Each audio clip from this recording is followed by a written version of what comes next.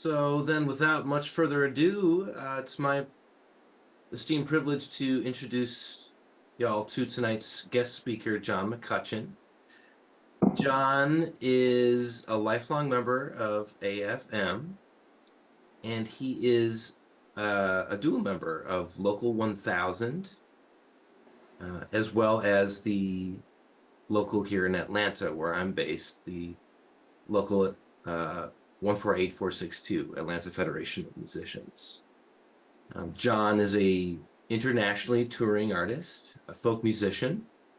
In fact, he owns the domain folkmusic.com.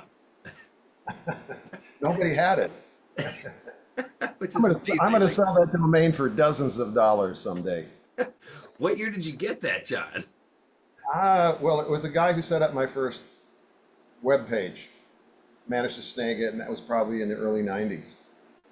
Wow, fantastic. John is also a 6-time Grammy nominee. He has 45 albums to date, 3 books, and has also been a longtime columnist for the International Musician, which, if you're not familiar with the International Musician, it's the monthly newsletter of AFM National out of New York and LA. John also is a co-founder of Local 1000, and John will tell you a little bit more about Local 1000, as well as a longtime president of Local 1000. And he is one of the founding members of our local, the Atlanta Federation of Musicians Organizing Task Force, or OTF, which is partly responsible for putting on tonight's virtual seminar open to all. So without much further ado, John, take it away.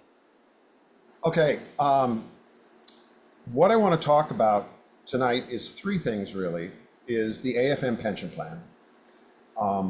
And are there any Canadians among us tonight? Okay, well,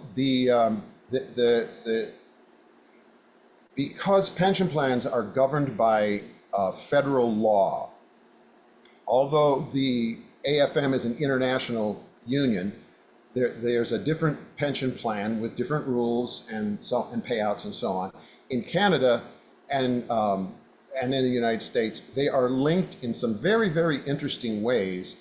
And in fact, we may have a former CFM staffer who provided me with a lot of information about their pension plan and their version of the single engagement collective bargaining agreement, which in this country is known as the LS1, and that's one thing I want to feature tonight. And I'm also going to talk about members forming their own collective bargaining agreement with their respective locals, which can happen in the US and in Canada. It happens a lot more in the US than in Canada. It's easier. I've run the entire gamut, and that's where I want to start. Aaron was very helpful in sort of putting together an agenda, and one of the first things is a brief history of retirement benefits. This is something that a lot of people don't realize that musicians can even have, and unfortunately, a lot of musicians don't realize it's something that they can have until they're about 45. And then they start to freak out saying, oh my God, am I going to have to gig for the rest of my life? And the answer is no, as long as you start doing some planning, and that's what I want to talk about. Now, I want to lump retirement plans in 2 very different places.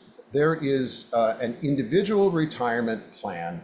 In the United States, it's called an IRA, individual retirement account.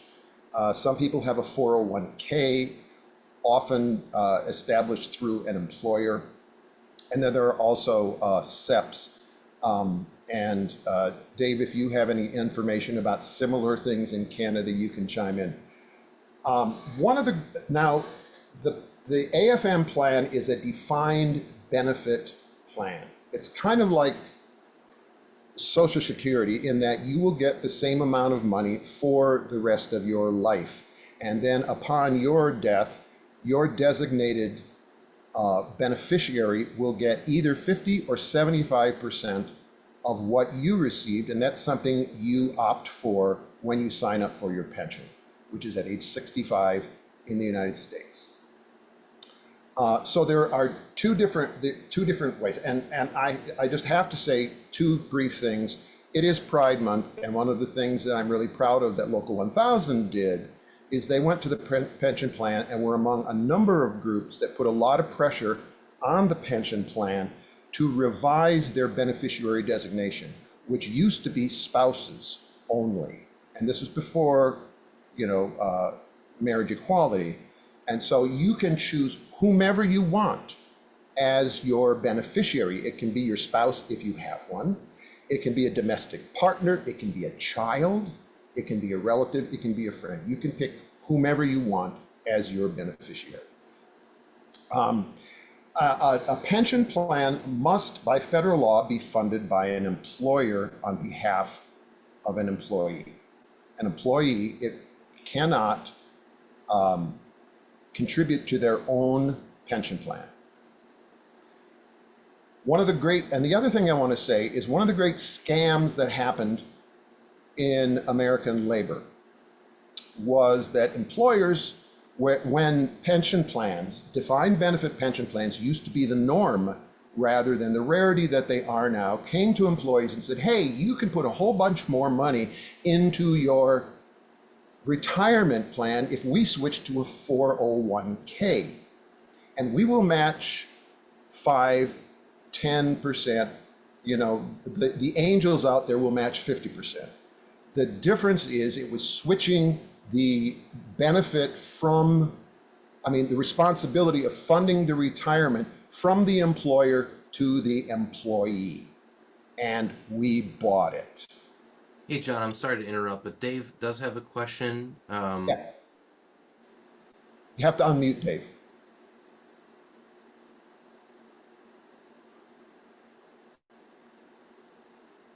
I'm sorry to jump in so soon, but here we have something called defined benefit, defined contribution in Canada. Mm-hmm. Defined benefit, I'm really surprised to hear you talk about that, because the only people who really have that in Canada are people who work for the government. My retirement, I was a teacher, taught in public school, and that's where my retirement comes from. I'm, also a musician, but not as I made a living for a while, such as it was.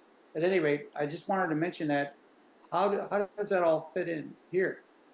Well, the CFM plan is a defined benefit plan, like it is in the United States. And I'll get to what that means in just a little while. But that is one of the similarities between the Canadian and the US plan. It is a defined benefit plan. So the AFM EPF, American Federation of Musicians Employers Pension Fund, is a third-party, jointly trusteed pension plan. In other words, it is not owned by the AFM. You're not going to be looking at Teamster funny business here, as we saw in the past in the 90s. It is jointly trusteed by 8 members of the AFM and 8 members of the employers group. Now, like a lot of plans, this is a multi-employer pension plan. So some of you may very well have pension contributions made on your behalf. How would that happen? Well, if you were a member of the Atlanta Symphony Orchestra, for instance, you don't have to do anything because the local negotiated with the Atlanta Symphony Orchestra for wages and benefits. You don't have to do anything. You automatically get stuff. But what if you're not covered by a big CBA? Maybe you have done union recording gigs. Then you definitely have contributions made on your behalf. Maybe you have played on national radio. In Canada, the CBC has a great relationship with the CFM. Maybe you've been on radio. I played on Prairie Home Companion in my day, and got lots of contributions from there. If you do film work, if you score for video games, anything that is covered by a national agreement, you may have already a start on your pension. That's how stuff is put in. It is, okay, I think I've covered everything about what it is. It's a third-party jointly trusteed fund, multi-employer. It's a defined benefit plan, meaning that you will get the same amount every month for the rest of your life, and your designated beneficiary would get either half or 3/4 of that for the rest of their life, depending upon what benefit you choose when it's time to apply for your pension. How do musicians access the pension fund? And that is by being covered by a collective bargaining agreement, as I've already mentioned, and that is covered in recordings, radio, TV, film, etc. Which musicians benefit from the pension plan? Well, the simple answer is anyone who does a union gig, whether they are union or not, gets a pension contribution. How do you get your pension? You have to be vested. In other words, you have to have contributions made, a certain number of contributions in a certain amount over a certain period of time. In the US, for instance, for 5 consecutive years, and there are provisions made for a break in service, and you can find this from the afm/epf.org site. If you have to have $3,000 of pensionable scale wages in the course of a year, and or $750 worth of pension contributions itself for 5 consecutive years, and then you are vested. That money is yours, it cannot be taken away, you will receive it. In Canada, get this, in Canada, you only have to do 2 pensionable gigs in 6 months for 2 years, and you are vested. And once you do any work in the pensionable work in the United States, say with the LS1 or television or radio, you are automatically vested in the US plan. So whatever was, I mean, for all the crap that Canadian musicians have to do to get into the US, at least they got that sweet deal. I mean, that's a whole nother discussion that the AFM ought to be screaming to high heavens about, and they're not doing it enough. So let me tell you how the LS1, which is a single engagement collective bargaining agreement, came into being. In the early days of Local 1000, for those of you who don't know what Local 1000, it is the only non-geographic local, oxymorons be damned, in the AFM. It covers people who are primarily do their work traveling. Back in the 80s, a bunch of us got together and said, listen, we're all casual musicians, another oxymoron, casual work. We're not going to be a part of a symphony, a Broadway pit band, Disney World, whatever. How can we get access to the pension plan? And there was no way outside of being covered by these big umbrella CBAs. So we went to the pension plan and we said, so how can we get access to the pension plan? Well, you have to have a CBA that covers your employment. And we went back and we talked about it, went back to the pension plan and said, what's the usual term for a collective bargaining agreement? They said, well, there's no official mandated term, but they seem to be 1 year to 5 years, anywhere in between. 1 year is often a very first CBA, let's work out the kinks and then negotiate something a little longer. And we said, well, but it's not mandated. You could have a 10-year CBA. Well, yes. Could you have a 6-month CBA? Well, yeah, but we've never seen one. That's not the point.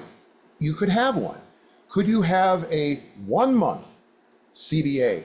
And their response was, we don't like where this is going. We said, that's not the point. Could you have a 1-month CBA? And they said, well, there's nothing in the law that says you can't. Could you have a one-night CBA? And they said, well, we need to talk about this. And so we did, and the result of those conversations was something called the musical services contract. This was the baby sister of the LS1. What that mandated was that if you worked for an employer, for those of you who know the Atlanta area, for instance, supposing you were working a gig at Eddie's Attic. At the end of the night, with the musical services contract, the employer would write one check to the band and one check to the pension plan. And this opened up a can of worms with people saying, well, we don't really want to establish an employer-employee relationship. You're just an independent contractor, blah, blah, blah. So we went back to the pension plan and the AFM International. We worked out the LS1 and the LPCC, which is the Canadian version of the LS1. They essentially are both one-night collective bargaining agreements. The difference between the musical services contract and the new iteration is there is a place in the contract, and we'll get to this because we're going to fill out a contract, which allows the employer to say, I will designate Bruce Canny as the party who is going to pay the pension on behalf of the employer. That eliminated the need for two checks and really streamlined, and all of a sudden, LS1s were being filed right and left. And I started off doing the LS1. I had an IRA, and I started doing the LS1 for every gig. And I never ran into anybody who said, no, I won't sign it, because if they said, well, I don't know if we want to establish a employer-employee relationship, I said, your employer ID is nowhere in this document. This only goes to the pension plan. The IRS has nothing to do with this. There's no trail back to you at all. And then all of a sudden it was that. Well, after a while, I was doing 100 gigs a year. And I was overwhelmed with paperwork. And I thought, there must be a way to streamline this. And then I moved, and this is part of what the arc of this webinar is going to be about. I established a collective bargaining agreement with my local, which covered all my work. And that included, workshops, teaching, arranging, when I played as a side musician for people, and I just designated a salary that I was getting for it had to be above my local scale, my local's promulgated scale, but it had to be no more than what I was actually getting paid. And so every month I presented one piece of paper to the local with one check. I knew what my pension contribution was going to be every single month, and the paperwork involved one piece of paper and one check once a month. I am receiving my AFM pension and have for the last 6 years, and I have to say, it saved my ass during the pandemic. I've just thrown a whole bunch of stuff at you, and I want to break out and show you an LS1 and actually fill one out for you. Any questions before we go forward? Yes, Yeah. this is Jackie. Hey. Sorry, turn myself on here. What you just mentioned, as an independent musician, I can file a collective bargaining agreement for myself with the Atlanta local. Is that what you're saying? You have to create an employer via like an LCC or create some kind of a corporation. It can also be a sole proprietorship. No, It can. not for the pension. No, Oh. it has to be that kind of recognized legal arm's length. And neither of them are difficult to fill out. And I found, for instance, and Dave and any Canadians who are here, this won't make a damn bit of difference to you. But I found out that when I created my own legal entity, Appleseed Productions, I could say that Appleseed, my employer, was going to pay for all medical expenses. And suddenly, all my medical expenses became tax deductible to my company. I was an. Go ahead. I'm so sorry. I just want to make it clear. You can do this through an LLC, a limited liability corporation? Yes, that is the simplest legal thing to do. I started off before there was an LLC, and I did a C Corp, and then upon my tax advisor's recommendation, moved to an S Corp. But we have tons of member CBAs in Local 1000. Most of them are LLCs. Does that answer your question, Jackie? Yes, it does. Thank you very much. And I'll go more into that in just a minute. Is it okay for us to launch into the LS1? Okay, I'm going to find my LS. Oh, we got some stuff in the chat here. Okay. Nothing I have to be concerned about. Yeah, if y'all are joining us too, I did put the agenda in the chat, and John, I'm happy to put an LS1 in the chat too, if it helps. Oh, I've got one right here. Okay. And being as I'll be filling it out, it'd probably be easier if I did it. So here we go. And this is the LS1 that the Atlanta local uses. It is essentially the same as a normal LS1, except that this is designated here for the local, and the Atlanta local has stipulated what the pension percentage is down here. You can see 11.99%. That was established by the LAB, I'm assuming. So let's say, and I will tell you, Aaron, if you could keep an eye out for this. I can only see about 4 or 5 people. And so if someone has their hand up, I'm not going to be able to see. Okay, let's say Eddie's Attic is the employer. And the engagement date is June 3rd, 2024. Place and description is Eddie's Attic. The local signature, this would be done by the local. Print name and title, date, the employer signature would be here, because this is an agreement between the local and the employer. Optional, the employer hereby designates Bruce Kenny to be all contributions covered by this agreement. So Bruce, let me ask you,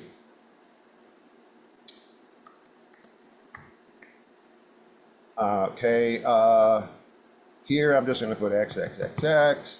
Pensionable Bruce, are you playing there solo, or do you have other people playing with you? For this gig, I will be solo. Great. Okay. And what have you negotiated? Well, the pensionable compensation for the Atlanta local, and I should probably spell your name correctly up here, Batus. Well, you're naturally more creative than me. In the Atlanta local, you must use the promulgated scale. And Aaron, what is that promulgated scale for this kind of gig? So if this is a 2-hour or less engagement for performance. Oh, no. He's going to be playing for at least 3 or 4 hours. Okay. All right. So there's a 2-hour minimum at $86 an hour for a side musician. Since he's the leader of the gig, he gets 150% of that scale. So, which is what was it? Hold on 1 second. We're talking about $129 an hour. Okay.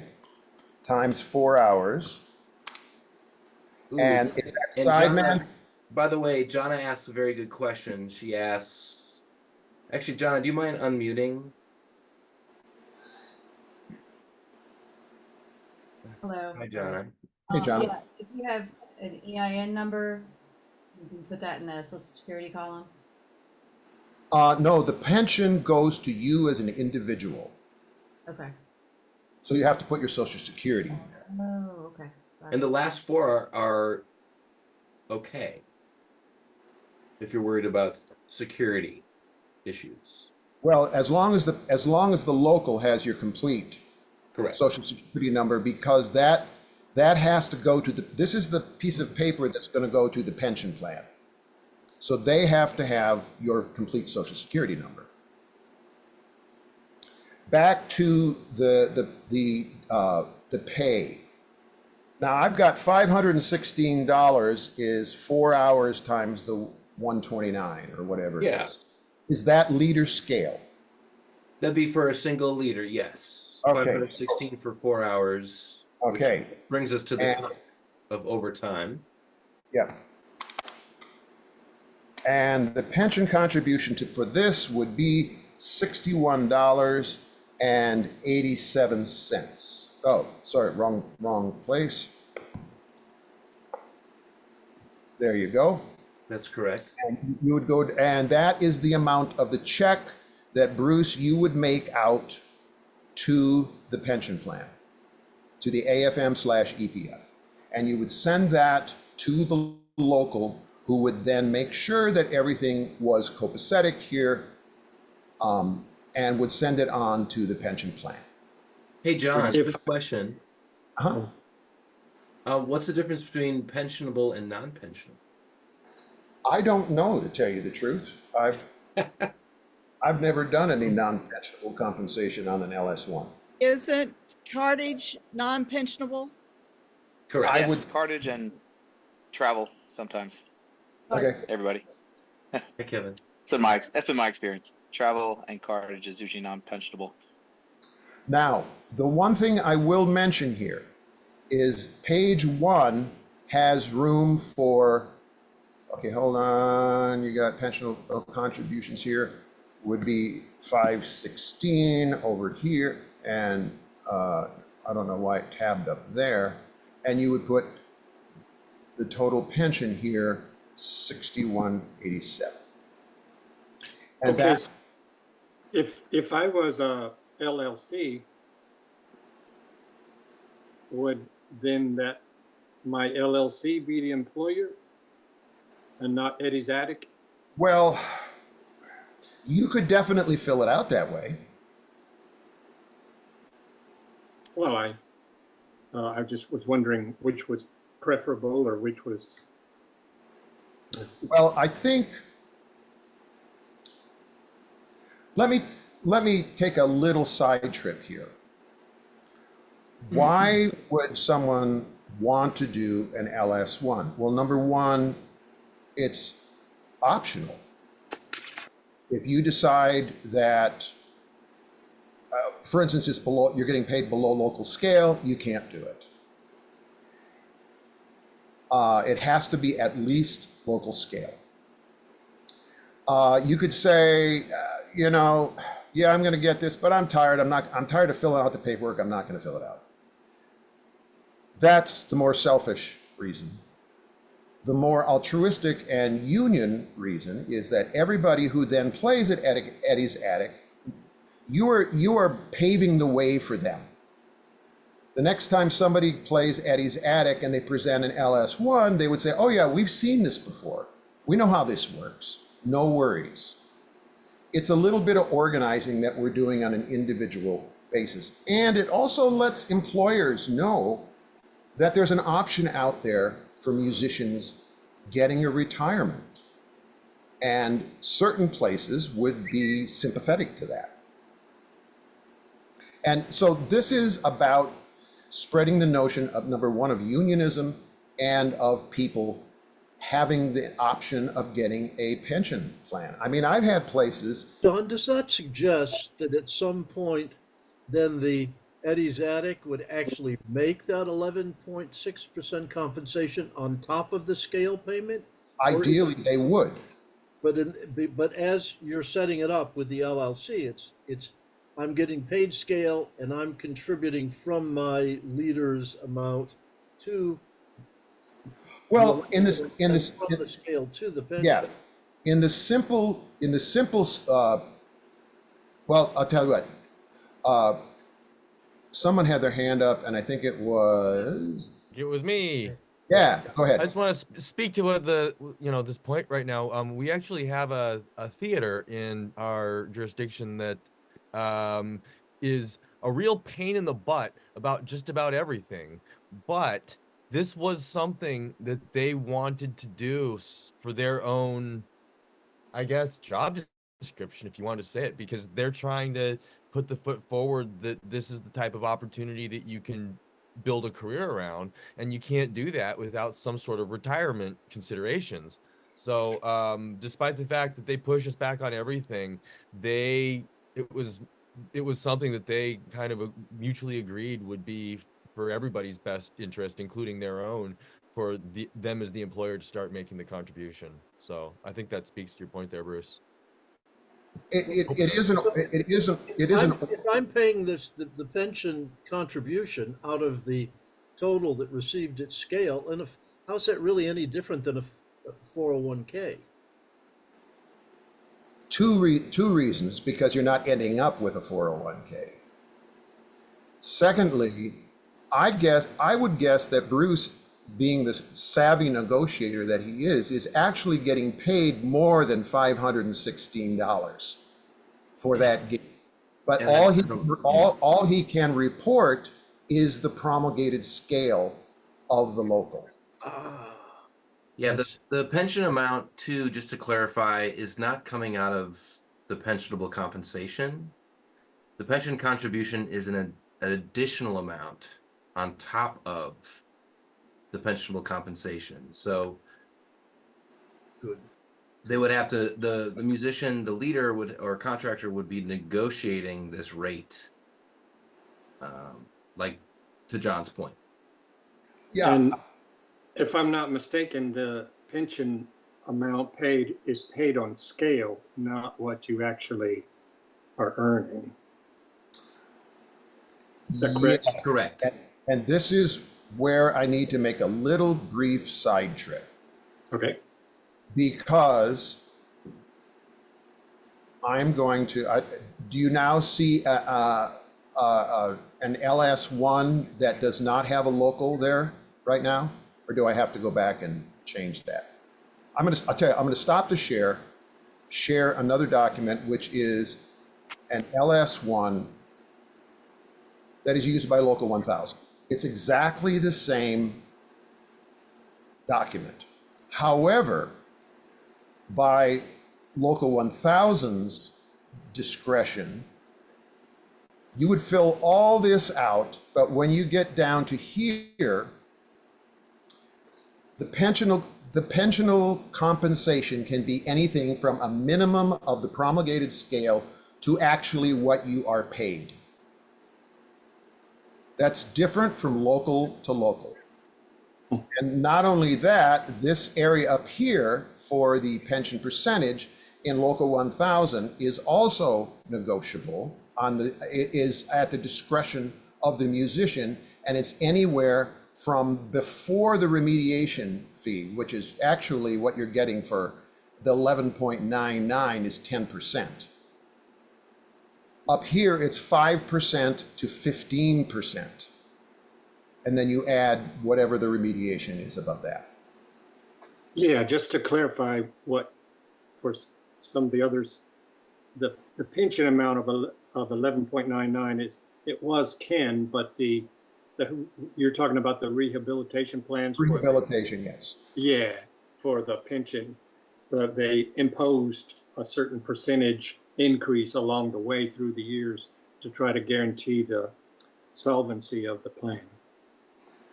So if let's say that this was, what it would mean is, and a lot of people in Local 1000, if they're working on a percentage versus a guarantee versus a percentage, will not fill out the LS1 until the gig is over.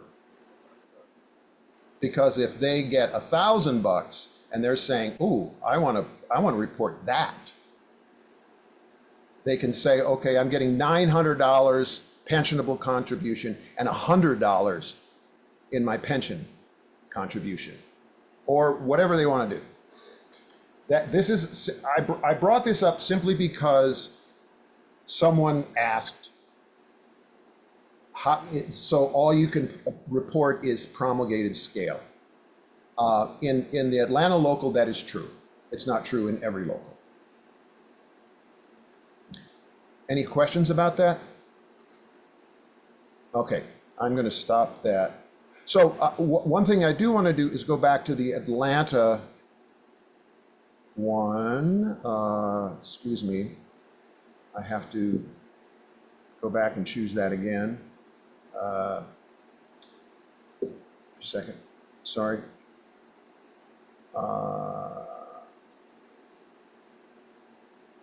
Okay.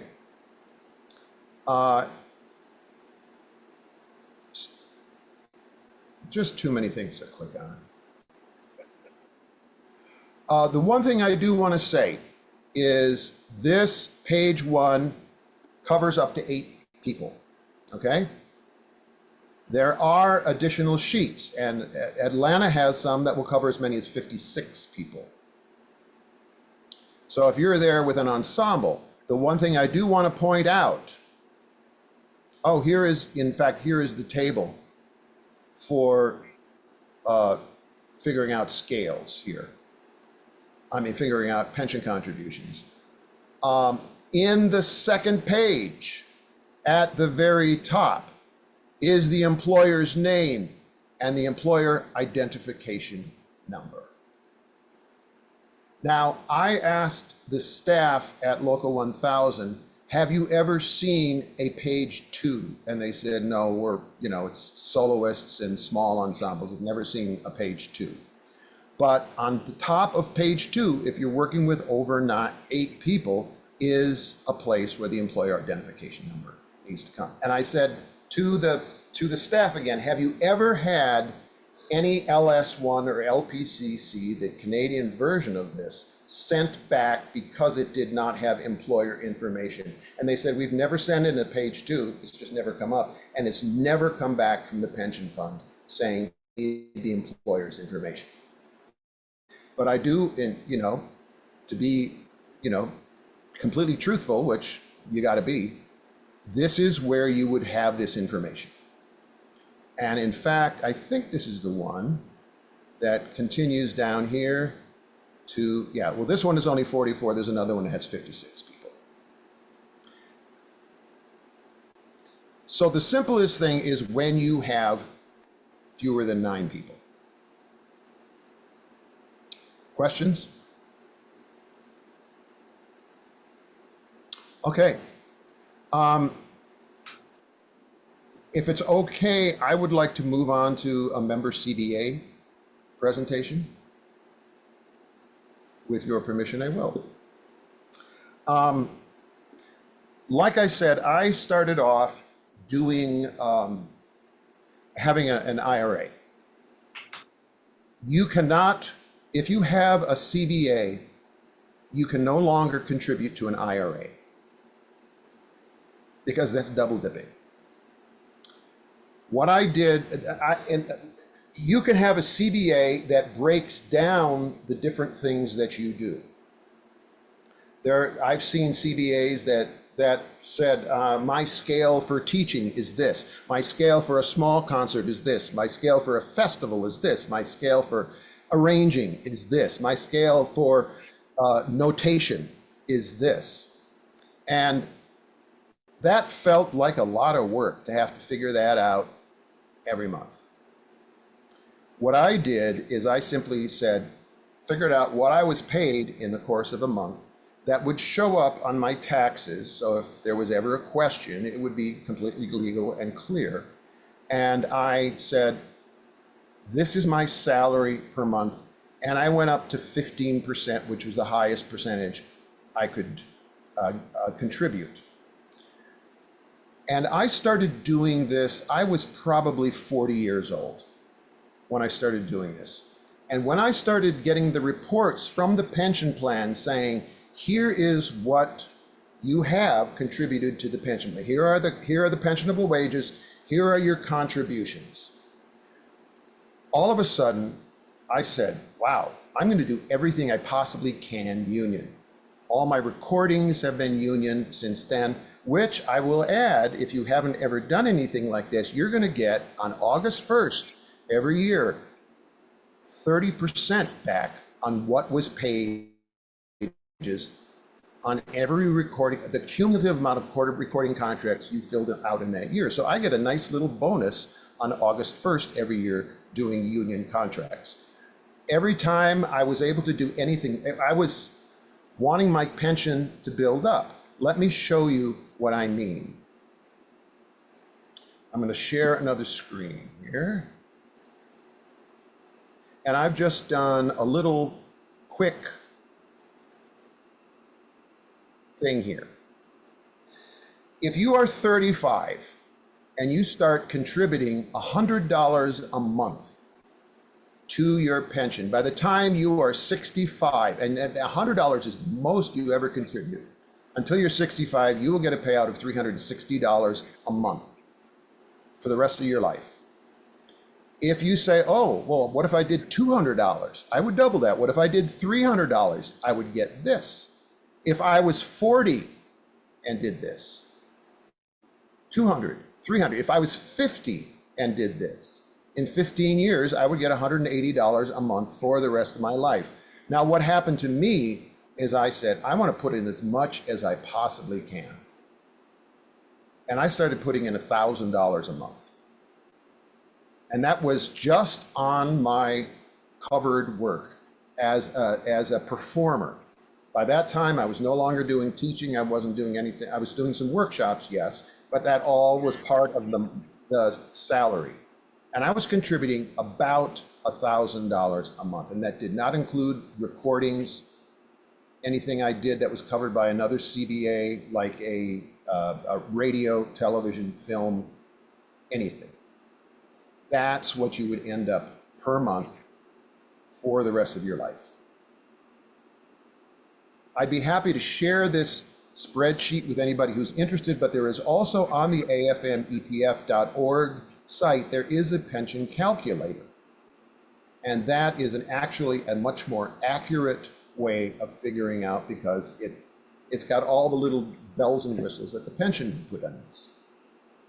Y'all have any questions about this? I'll print up here. This is the formula I used. 65 minus your age, 12 months of this times how many years divided by 100. That's how you arrive at this figure. That's the way the pension figures this out. This is based on the $1 multiplier that. Yes, that's all there is right now. Yeah. I mean, I'll be honest with you, when I started doing it, the multiplier was 4.65. Mm-hmm. It was crazy. I went to my financial advisor, he said, every musician should be using this. And then, of course, after the big housing thing, it went down from 465 to 350 per 100. Then it went down to 3, then to 250, and then down to 1, which is what it is currently. But this is on the current multiplier, which is $1 per 100. Understood. John? Yes. Hopefully a quick question. I hear that term $1 multiplier, and I struggle to understand it. Can you, hopefully in under 30 seconds, explain what that means to a drummer? What you, gosh, I don't know. Because it goes beyond 4. I count to 4. Yeah, right. What it means is they take the total number, the total amount in your contributions in the pension plan, and they divide that by 100 and then multiply that by 1. So it's essentially, you divide it by 100. Okay. So in the past, for instance, If the multiplier was 2, double that. If the multiplier was 3, triple that. It's down to 1 right now. Does that help? I think so, but let's say my contributions for a year were, let's say 1,000. You're saying I take 1,000, divide it by, you said 100? No, no. If in a year, if your I'm just going total with small numbers. if your total contributions, well, even at 100, that's per month. Month, Even okay, at 100, that would be $1,200 a month. okay, Down here, this would be $12,000 a month. I see. And this gets into the area of, I want to pump up my pension as much as I possibly can. Right. Does that help? I think so. Question. Yeah, in my mind, yeah. Aaron? I don't know if it's important, but to maybe mention the history of those multipliers. So The federal government takes a really close look at all pension plans. And they don't allow pension plans to accrue outrageous profits. They demand that the monies in the pension plan be distributed to the participants in that plan. So when the pension plan was flush, the federal government said, you have to have a higher multiplier. And so back in the day, it was 465. And then the government kept a track on this. How's the pension plan doing? And it gradually, after the housing crisis, it was reduced to 1. It should be noted also that the current multiplier took effect, I believe, in 2010 or thereabouts. And the monies that were contributed on your behalf before that were at the multipliers, and always will be at the multipliers in effect at the time of that contribution. So if you were working before 2010, then your multipliers will be a little different. They would be considerably higher, yes. Yeah. And as I said, you all may already have some contributions in the pension plan that could very well be covered by a higher multiplier. And again, the pension plan has that information for you. Can I close this one? Mm-hmm. Okay, great. So how does one go about creating a CBA? You would do it with your local. You would the first step would be creating the legal arm's length entity, whether it be an LLC, an S corp, a C corp, whatever. And it's also possible that someone you know already has a corporation that could take you under their wing. And then you decide how you want to structure your scale wages. For me, I said, this is my scale wage is what I'm actually paid. And I'm going to, in the course of a year, I'm going to divide it by 12, and Bob's your uncle. And I went to the local and I said, here's what I want to do. Appleseed Productions, my company, is the employer. I'm an employee. My road manager is an employee. My office person is an employee. And all of those people are going to be covered by the pension. By the, yes. From Valerie. Valerie, if you care to unmute and ask, although I can also read here, would you care to unmute? Yeah, I just wanted to check that when you say making a CBA, in this case, we mean making an LS1 and filing that? No. Well, no, you do not have to have a legal arm's length to file an LS1. But if you were going to create a collective bargaining agreement that would cover all your work, and this is the step I took when I said, I don't want to be filling out an LS1 every time I do a gig. I want one piece of paper once a month. I want to be able to budget in what my pension contribution is going to be. And so you create this legal arm's length, and you go to the local and you say, I want to. It's bizarre when you're wearing several hats. I had to recuse myself when I was president of Local 1000, which I haven't been for many years, and say, okay, vice president, you need to negotiate this. I'm the employer, put on a different hat. I'm also the employee. I'm only one of 3 employees, but this is what we want to do. And they were hard-ass to me. And they said, well, is this going to cover rehearsals? Is this going to cover cartage? Is this going to cover travel? Is this going to cover medical benefits? Da da da. And so you can do whatever you want or not.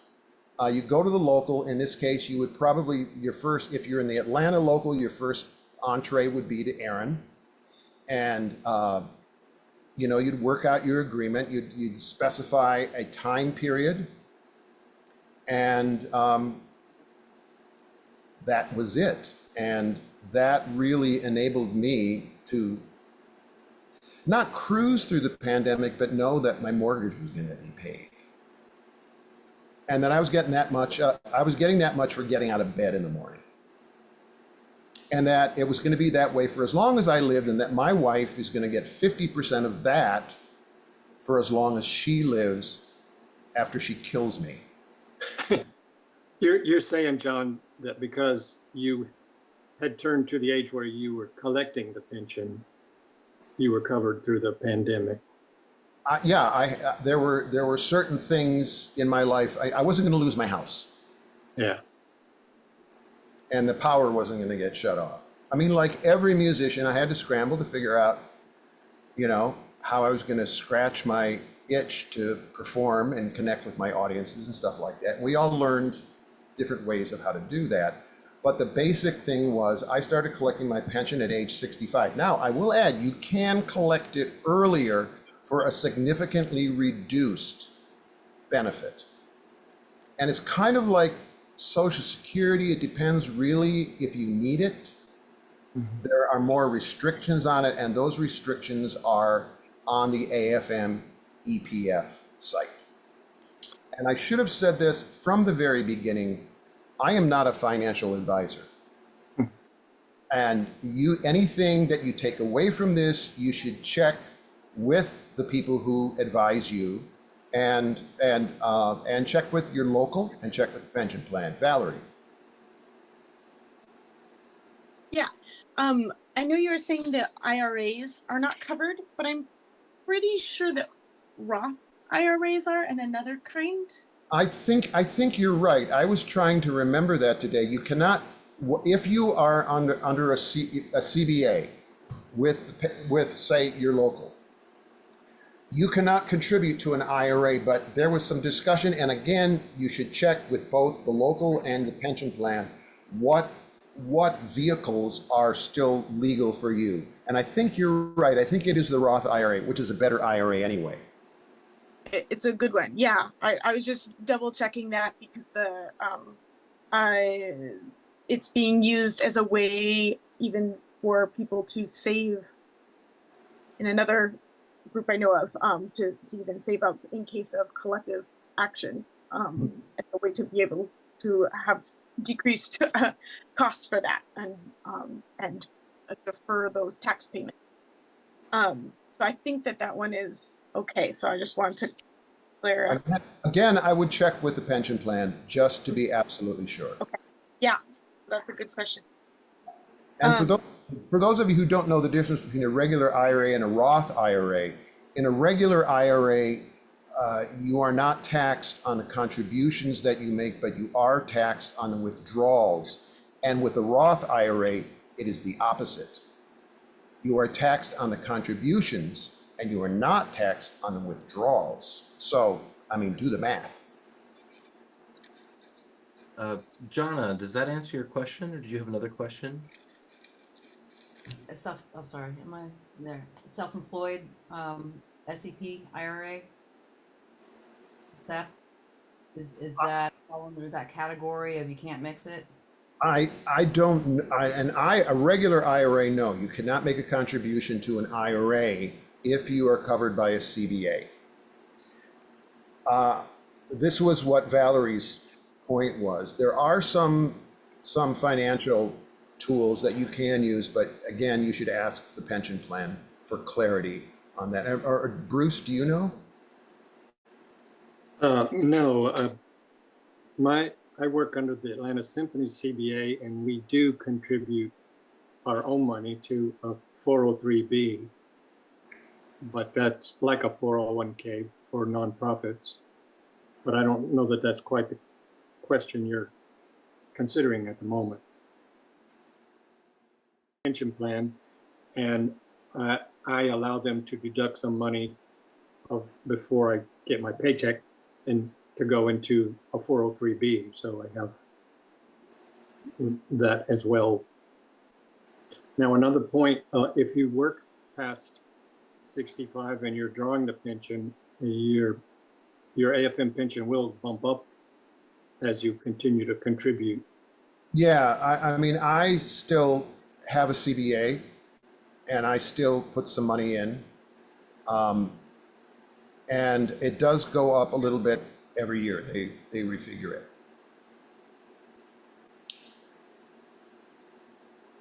So you can continue to work after you start collecting your pension. Just say, yeah, the 401ks and 403bs, I think they function very similarly, and the both the regular IRAs and the Roths should work for those. I think the main question is just the pension that I need to write down so we can get an answer. And I'm happy to give them a call too. They have a wonderful office staff. If they don't answer right away, you can leave a voicemail for them. And I put the number in the chat. They usually reply within 24 hours. It's a really good staff up there. They're really very helpful. And like I said, I don't want anybody to get in any trouble by going away and saying, well, John McCutcheon said you could do this. And my recollection is you cannot do a regular IRA. If that's changed, it's news to me, but the pension plan would be the final arbiter and the final source of information for that. It appears like we may be to the end of the presentation. The one thing that I want to say before we go, Kevin, did you have something you want to say? Yeah, I did have a question. And again, I know you're not the soothsayer of all things pension, but I was curious about one question. It's actually not a question for me. It's a question I get once in a while. As you know, I'm a freelance drummer, but my other hat is I manage the Atlanta Pops Orchestra, and that is a nonprofit corporation, Atlanta Pop Concerts, that was established many years ago. We're a signatory to the AFM Employee Pension Fund. We don't have a collective bargaining agreement. We're a freelance orchestra, so I know all these unique factors. But on occasion, especially with some of our younger musicians that we bring in who are perhaps less familiar with retirement or pensions or care about it, is I, as the employer, pay the 11.99, close to 12% of scale wages into the pension fund. Question or the comment or the what I hear once in a while is, oh, can you just give me that $50 or $60 as part of the payment? And I'm always trying to find a way to say, well, no, there's a reason for this. And over time, it's because of this or that. And I was just interested to know, compared to what a 401k promises or an employer promises with a matching contribution or any of the things, as you earlier had mentioned, what we've been sold to the American public as the newer way to do it because pensions were old fashioned or whatever. What is a good way to think about a pension to a younger person when they're asking me about a $1 multiplier, all this sort of stuff, what does that mean to them over time? And not even taking into factor any of the concerns about solvency or stuff like that, but just the idea of a pension giving you that, as I understand it, that confirmed dollar amount, not worrying about the 401k running out or any sort of savings you have. What's a good way of thinking about the pension in modern young guy terms? I guess that's probably what the result of my question is for you. Well, I would be happy to have anybody chime in on this, because I don't think like a young guy musician. Well, you do. I mean, you're hip. I get it. One of the things we hear, But you're also someone that's Come on, I got a banjo on the benefits. wall back here. I'm definitely not a freaking. No, it's it, man. Gregory Alan Isoff has one too. So, no, but just knowing you're someone that is receiving in real time the benefits of that effort. I was just curious about the other side of it. Go ahead, Andy. The real question is, what's the difference? I'm trying to get some light on me. The main difference is, what's the difference between a pension and an investment instrument? It's kind of like the difference between having like a life insurance policy, right? Right. So an investment instrument, you're not going to know how much it's worth until you're done investing. So you start out when you're 30, hopefully putting into an IRA, right? And hopefully, the investments work well, and you get to take out a boatload of money when you retire, and you're good, right? Unless you took a boatload out to pay for your kids' college education or something. Well, what you do with your money is your own business. So, I know. The point is, you can't take your pension money out. It's there. No. Well, you can't take your IRA out without penalty and taxes. Yeah, exactly. So, but the pension guarantees you an income for as long as you live once you retire. And it doesn't matter, how well the investments work or any of that kind of stuff. It's just period. You getting that money, period. So like basically everything could tank, and the pension plan is going to owe you that money. Right. Nate? Well, from my perspective, it's very difficult because the cost of living in most major American cities right now is astronomically difficult and astronomically high right now. So we do need to have some ways where we can talk about a pension contribution in a way that's not forecasting something 35, 40 years down the road. One of the things that has been useful for us, because this comes up for us all the time. I think every local that is trying to be there for younger musicians would stumble into this one. Some of the things that we've used that have helped us with this discussion, although I do think conversations like this are very important because we can start to get to a really solid solution or set of tools, because I don't know that they holistically exist for all of us at the moment. One of the things that to Andy, to your point, that we point out are some of those differences. We've described it as something that won't dip below a certain point. It's not subject to the market the same way other investments are. But that doesn't speak to somebody needing grocery money today and wanting to turn a pension contribution into a just a bonus or something, a wage bonus. I guess the only thing I could speak to that is something, and Kevin, I don't know which hat you feel you need to wear as I'm giving this piece of information, but something that we've taken on in a lot of the organizing that I've been a part of is to kind of try to use orientation. And when we meet with a new hire, So for you, that could be when you hire them. For us, it will be Yeah, orientation, but to try to use sure. that moment to explain that these are two separate kinds of revenue that you can get. It's not one Right. thing that gets all lumped together. And if it does, then it changes what makes that second kind of revenue cool, which is that it Right. won't be taxed. It's doing something that as a young person you're not going to be very good at doing, so don't worry about it. It's easier to Right. get part of, so we've kind of gone to those things to try to like let's get this information in people's heads early so that they don't go through their whole careers thinking that they could turn this 50 to 60 to $75 into a little bonus, because Right. no one in labor has a story that would match that hypothesis. You know what I mean? Like I've Yeah, gone to no, that's our a great way of Central putting Labor it. Council Yeah. and I've said, does anybody have a version of this that's true? And they'll just laugh at you in your face and you go, you think you're Right.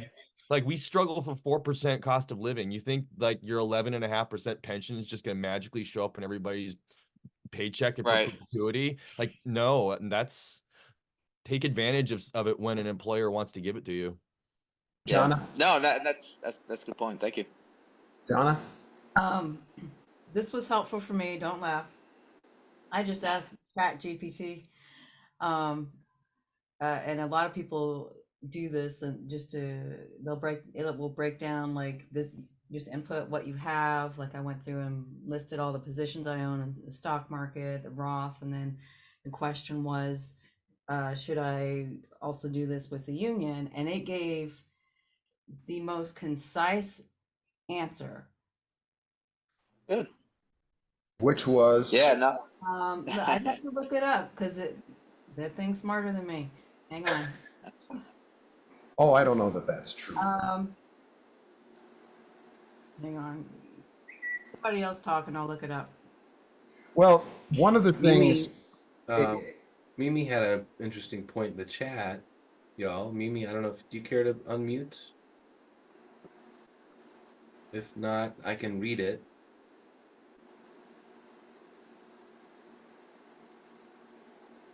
Mimi, you're still muted. Here, let me ask you to unmute. See if There you that's go.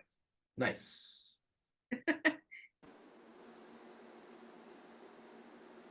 So which point about the young musicians? Yeah, you just had a kind of doubling on what Nate was talking about briefly. Yeah, actually, when I was first, uh, my first couple of years with the Mississippi Symphony, they came in with this option for us to contribute to a retirement plan. It didn't have anything to do with the FM. And our personnel manager really encouraged, those of us, to get involved. And so, I mean, it's true. I mean, some young people really do think about, plan for the future. Some do not. And I think it's helpful for, like my old personnel manager and now people like us to help them think about how important those few dollars and like the spreadsheet that John gave us about what that money turns into. You get so much more later when you really, really need it. You think you need it now, but when you get older, yeah, if you've been a musician, then. well, from an anecdotal standpoint, I can tell you that when we first started pushing the pension in Local 1000, it was people 40 and above who said, yeah, that sounds great.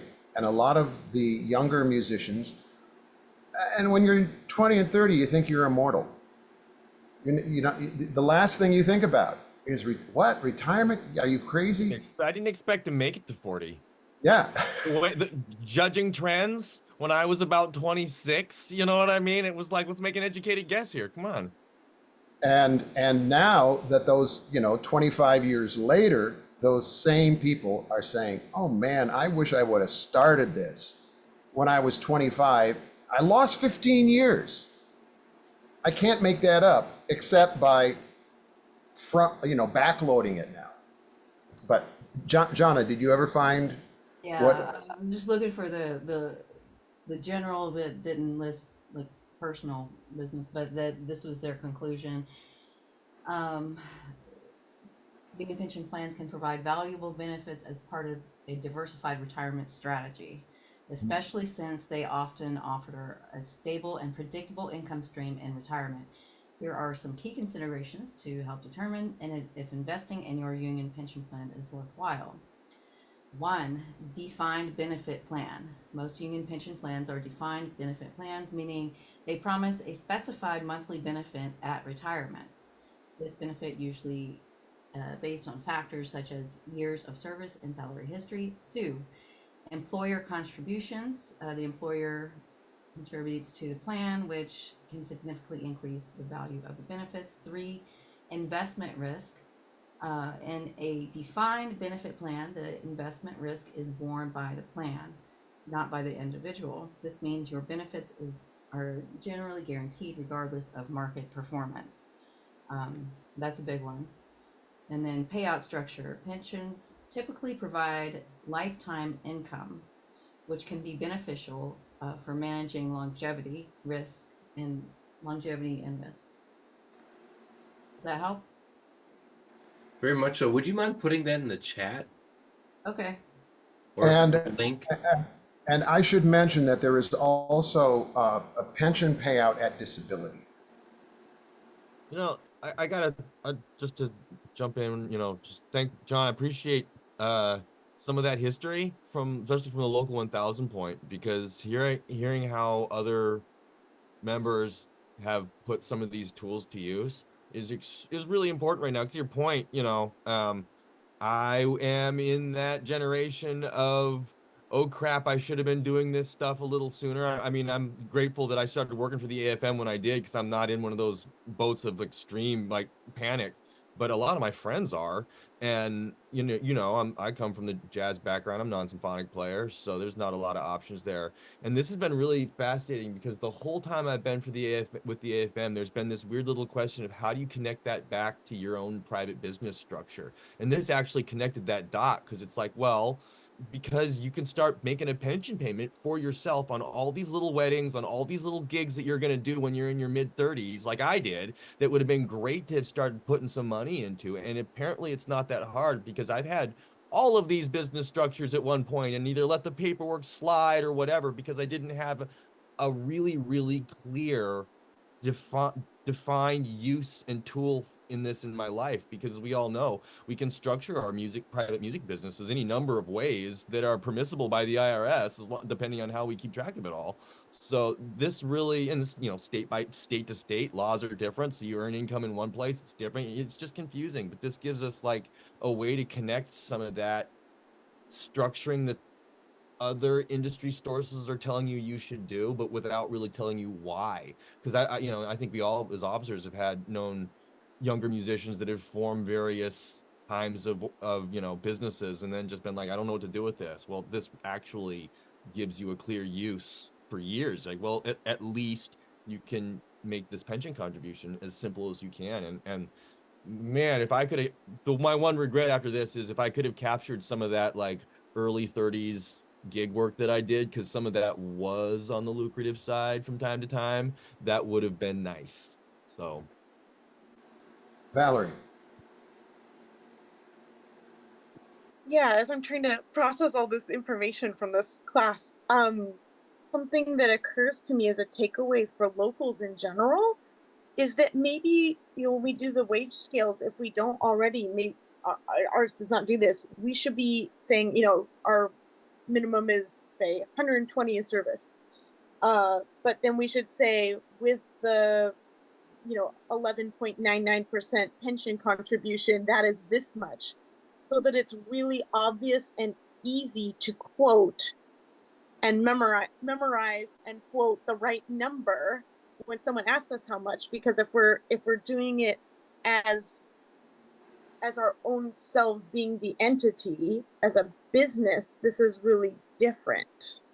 And so then we need to think about it from that upfront way, and then we would need to help our members make that leap and go and normalize it by having the wage scale have the number, but then with the pension, this is the pension number, pension, and then all together, that's the quote for your minimum.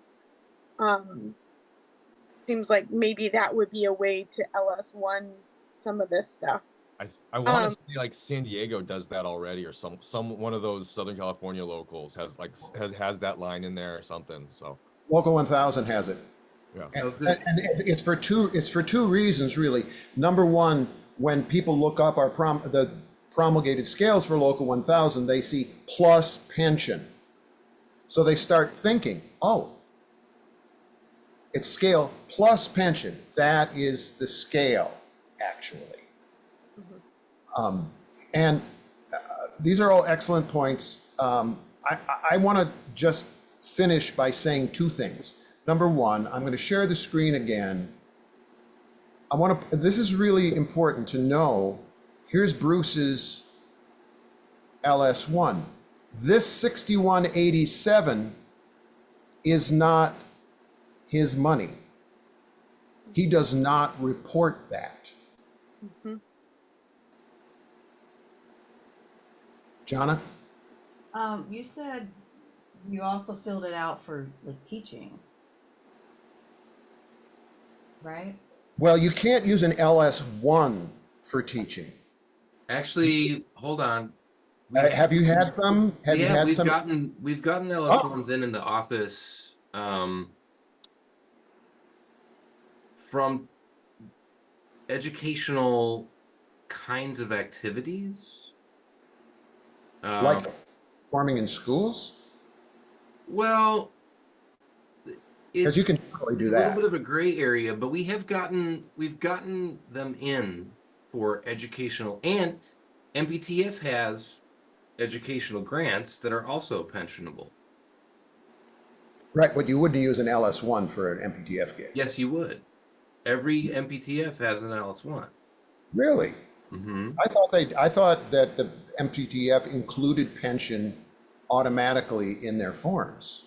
Yes, through the way. Well, I've been out of office long enough. Not to jump in line here with the people who have their hand raised, but Aaron, we had some questions too about the LS1 and just some of the mechanics of it, like terms, because we were under the impression that it could not be longer than X or shorter than Y.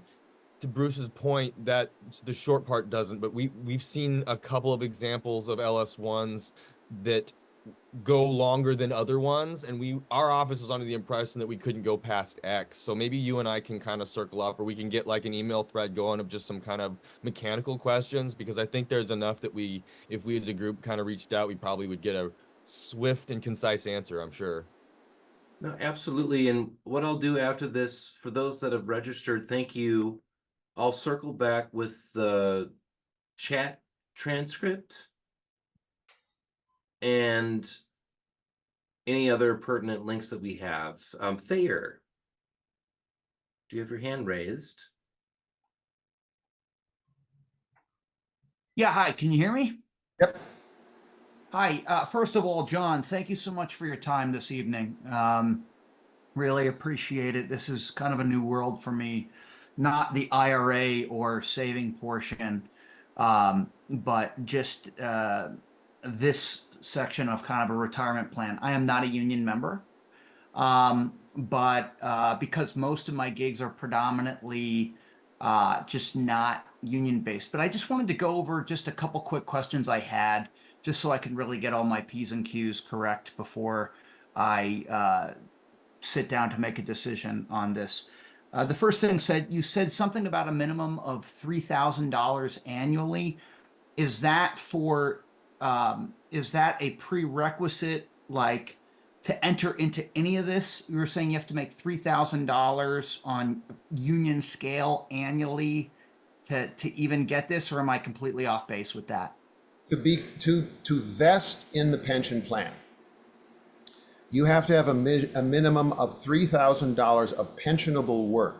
So, for instance, if you appeared, I don't know if you're a side musician or you do your own solo stuff, but if you use the LS1 10 times in the course of a year and the scale that was reported was $300, that would be $3,000 of pensionable wages. You would get one vesting credit. Do that for 5 years in a row. Any money that's in the pension is yours. Wait, how would it be? How would it? I'm sorry to interrupt, but how would it be 3,000 if it's 300?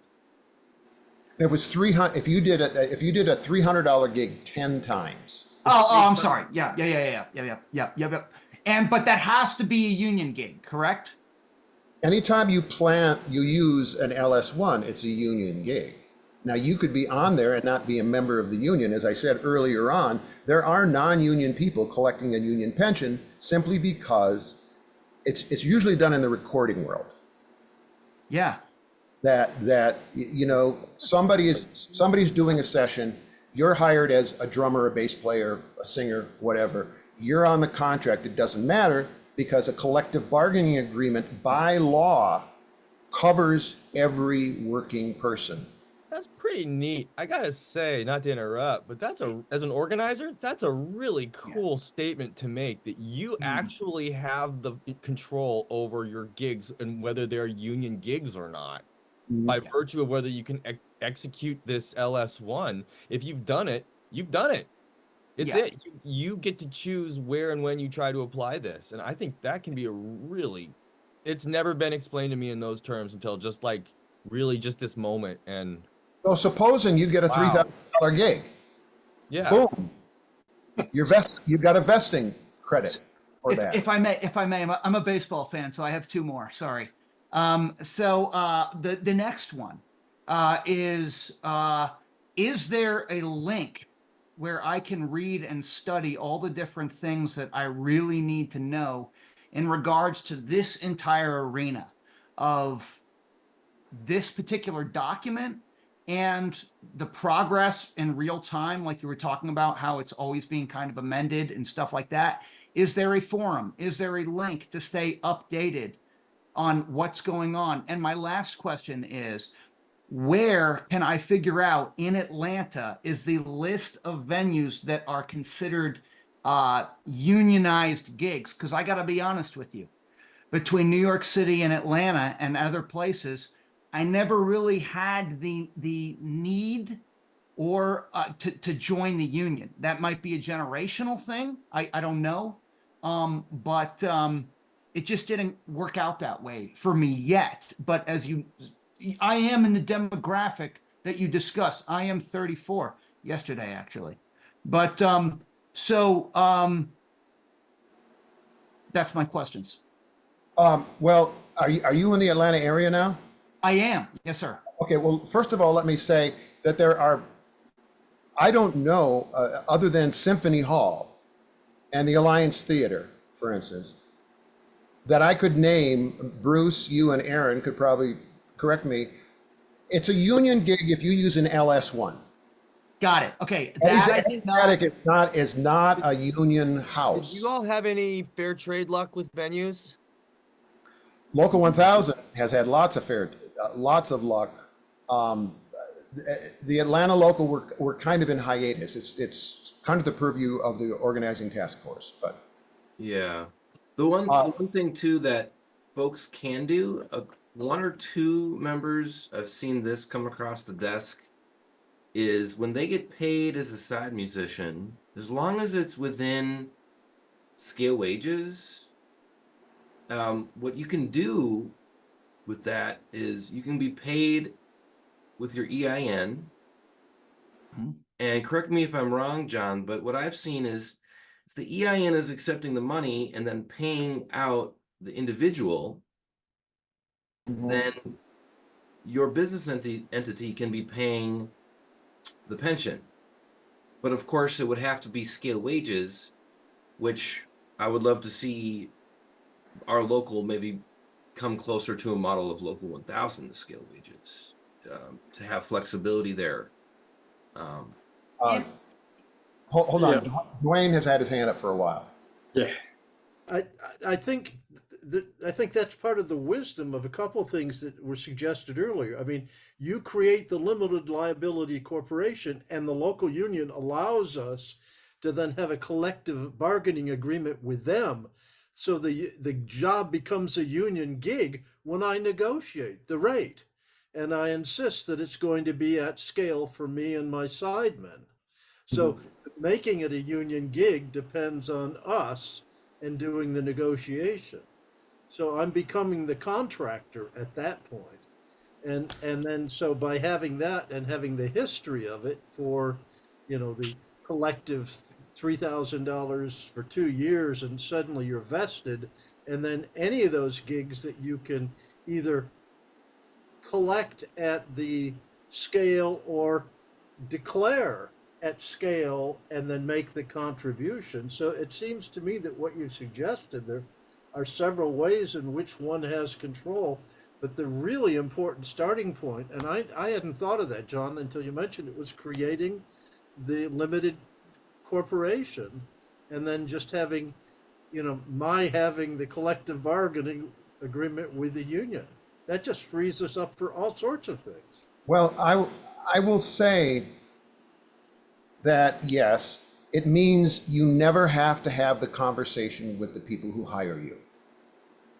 And I kind of miss that. The old organizer in me wants to be able to say, hey, I'm filling out this piece of paper because I'm going to get a pension. In fact, every musician who plays for you could fill this out and make every little gig a benefit for me. So yeah, I mean, I'm of two minds. I'm a great beneficiary of never having to write more than one check a month using a CBA. But again, it means I never have to have that union conversation with people who hire me, unless they listen to my shows. Yeah. Well, I thought that the question was essentially one of that Thayer was asking was one of control. Yeah. And being able to plan and control. And particularly at 35, and I applaud you for thinking about that, because I mean, my engagement with the business was very quickly moving from Oklahoma City to Kansas City, managing the KC Philharmonic and then Baton Rouge and the Baton Rouge Symphony. So all of my work was in either as contractor or in management. And so it's just back to being a performing musician. I'd lost track of a lot of this, except trying to represent the best interest of the musicians that I hired and was responsible for. Well, it's definitely true, and I am cognizant of the fact this has been going on for an hour and a half, and I'm happy to stay here and answer anybody's questions. But the LS1 gets your toe in the water, and you realize that you bring these, you can have these conversations. It greases the wheel for every musician who comes after you. The CBA, the member CBA, puts it as Dwayne has described it, completely in your court. And I'll tell you, one thing that happens when people start connecting the dots with the pension is they work as hard as they can to get vested as quickly as they can, because then they know all that money is theirs, no matter what. So, and I was said before, I wanted to say two things. The second thing is electoral politics. Those of you who live in Georgia know that we flipped 2 Republican Senate seats, which enabled the COVID Recovery Act to be passed, which rescued all multi-employer pension plans. Had that not happened, we could be facing serious cuts in our benefits. And that happened because people went to the ballot box and flipped the Senate so that they would pass President Biden's bill. And so this is a multi-stage thing. We take control of ourselves. We can grease the wheels for other people with the LS1, or at least talking about musicians having a retirement plan, and then making sure that those places are in place to protect the gains we've made. Thank you, John. Thank you, John. Thank you, guys. This has been. Thank you, John. Nate, did you have one last John. question? Thank you. I just wanted to Thank you, John. just mention to, one point in Thayer's question about looking for venues to try this stuff with. We did a lot of work, kind of that crap in Seattle. And what we did notice is, and I don't want to paint with too broad of a brush here, but the gigs that are offering you a guarantee psychologically are vastly different from the ones that are doing the rubber stamp door charge things. So we were able to have completely different kinds of conversation with the venues that were just offering you a fixed amount or at least starting from a place. And I would imagine that for something like the pension, those are the ones where it's going to make the most sense too, you know. It just felt like that was kind of like a really easy distinction to make. Well, and to add a little bit of labor history to this, when the mine workers started to organize back in the 1880s, the very first thing they asked for, because they were being paid by the ton, was to have a miner at the weighing site.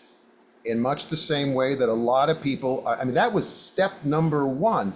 And for a lot of the fair trade music stuff, Nate, you know this, one of the first things they're asking for is, if this is a door deal, we want one of our people to be there when they count the money.